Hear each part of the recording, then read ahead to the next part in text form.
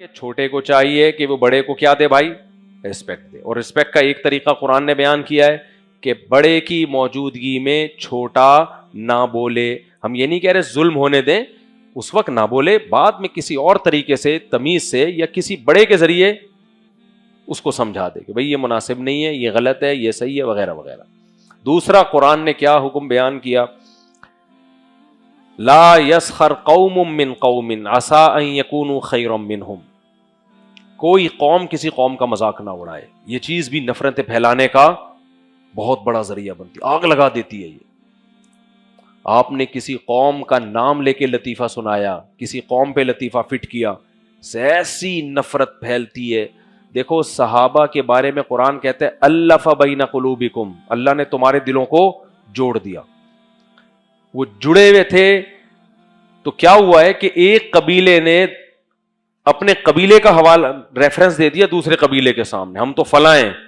دوسرے قبیلے نے کہا کہ ہم فلاں ہیں, اور دونوں قبیلوں میں جنگ چھڑنے والی, دونوں پیغمبر کے پیچھے نماز پڑھتے ہیں, دونوں کی قربانیاں, دونوں نبی صلی اللہ علیہ وسلم کو آخری نبی سمجھتے ہیں, دونوں صحابہ ہیں. لیکن قبیلوں کا نام آنے سے, قوم کے نام آنے سے, وہ صحابہ, وہ اصحاب رسول جو جن کے رحماء بینہم ہونے کی گواہی قرآن دے رہا ہے, ان کی تلواریں نکلنے لگیں. نبی صلی اللہ علیہ وسلم کو پتا چلا تو آپ نے یہ جنگ بند کروائی اور فرمایا دعھا فانھا منتنا. قوم پرستی, قوم کا نام لے کے دوسری قوم, یہ حدیث کا مفہوم بیان کر رہا ہوں, دوسری قوم کو نیچا دکھانا کہ ہم تو فلاں ہیں, ہم تو فلاں قوم کے ہیں, یہ کام آپ نے فرمایا یہ بدبودار ہے. یہ زمانے جاہلیت کے دعوے ہیں, اسلام میں ان دعووں کی کوئی گنجائش بولو نہیں ہے. پھر قرآن کی آیتیں نازل ہوئی ہیں وَاعْتَصِمُوا بِحَبْلِ اللَّهِ جَمِيعًا وَلَا تَفَرَّقُوا. اللہ کی رسی کو مضبوطی سے تھامو, آپس میں لڑائیاں مت کرو. اللہ کی رسی کیا ہے؟ انما المؤمنون اخوۃ. مومنین آپس میں کیا ہیں بھائی؟ بھائی ہیں, چاہے پٹھان ہو, پنجابی ہوں, بلوچی ہوں, سرائکی ہوں. آج کتنی باتیں ہو رہی ہوتی ہیں, وہ تو ایسی, وہ قوم ہی ایسی ہے, وہ قوم ہی ایسی ہے, اور اسی قوم کے سامنے بات کر رہے ہوتے ہیں. اگلے کے دل میں نفرت کی انگارے بھڑک رہے ہوتے ہیں.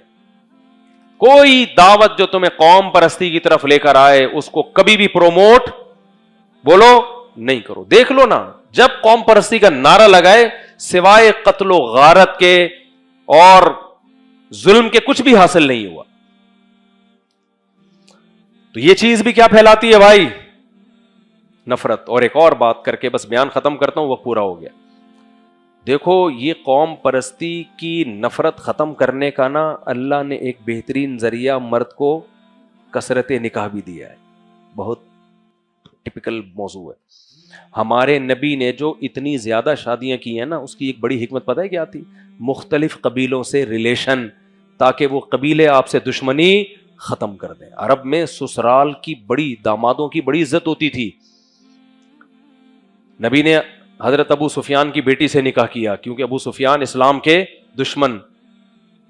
جب سے نکاح کیا اس وقت سے دشمنی میں کمی.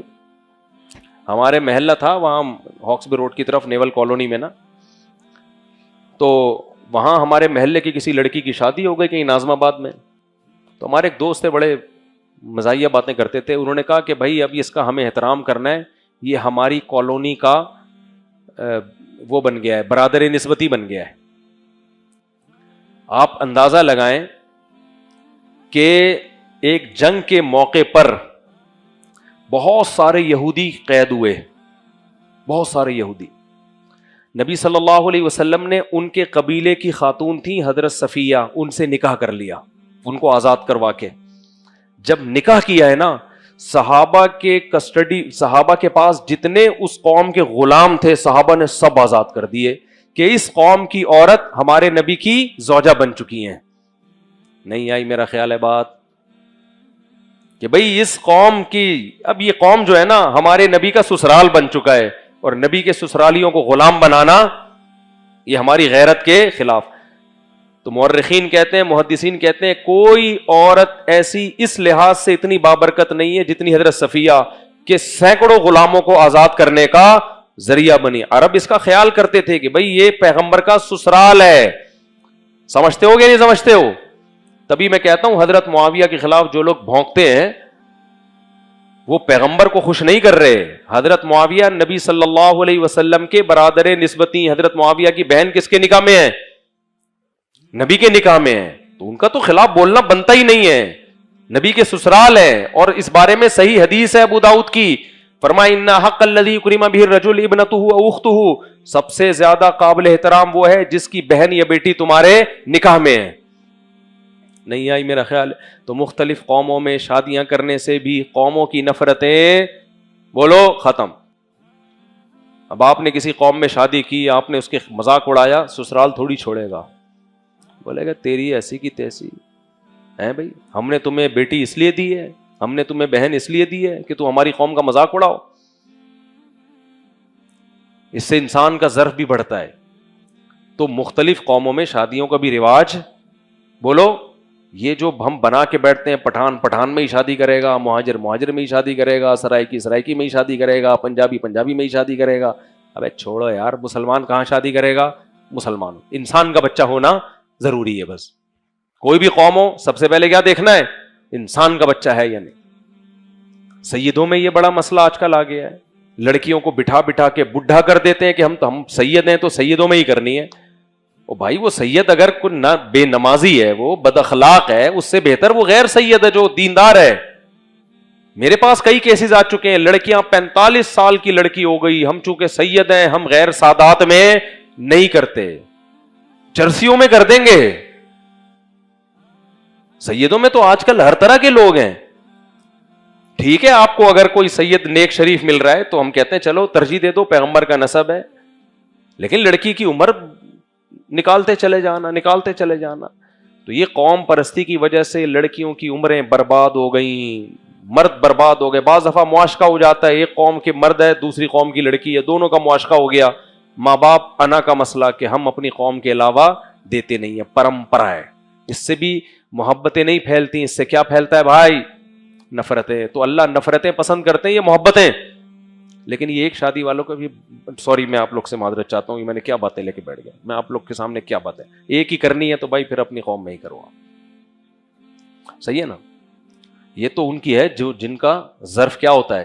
ہمارے نبی نے 9 بیویاں رکھی ہے نا, ایک فلاں قبیلے میں, ایک فلاں قبیلے میں, ایک فلاں قبیلے میں, ایک اپنی کزن سے بھی کی آپ نے, ایک شادی اپنے قریبی رشتے سے بھی کی, اور باقی ساری مختلف قبائل میں. تو ظرف بڑھتا ہے انسان کا, قوموں کو سمجھنے کا موقع ملتا ہے. نفرتیں کیا ہوتی ہیں؟ کم ہوتی ہیں. دشمنیاں کیا ہوتی ہیں بھائی؟